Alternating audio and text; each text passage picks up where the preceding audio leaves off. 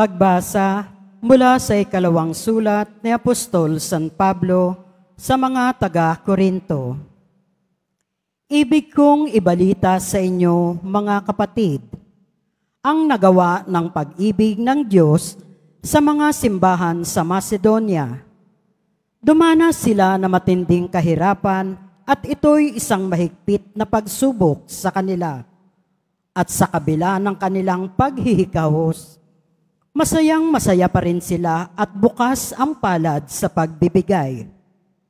Sila'y kusang loob na nag-abuloy, hindi lang ayon sa kanilang kaya, kundi higit pa. Alam ko ito pagkat mahigpit nilang ipinamanhik sa akin na sila'y bigyan ng pagkakataong makatulong sa mga kapatid sa Judea. At higit pa sa inaasahan ko, inilaan nila ang kanilang sarili una sa Panginoon at pagkatapos sa amin, ayon sa kalooban ng Diyos.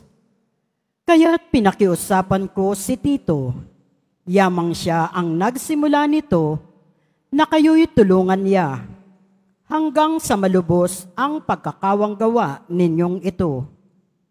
Kayo'y tanyag sa pananampalataya, sa pagpapahayag, sa kaalaman at kasipagan sa inyong pag-ibig sa amin. Sikapin din ninyong manguna kayo sa pagkakawanggawa. Hindi sa inuutusan ko kayo, sinasabi ko lamang sa inyo ang ginagawang pagtulong ng iba upang masubok ang katapatan ng inyong pag-ibig.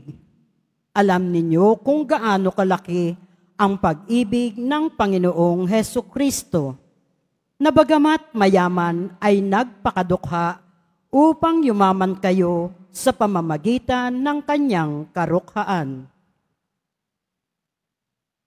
Ang salita ng Diyos. Salamat sa Diyos.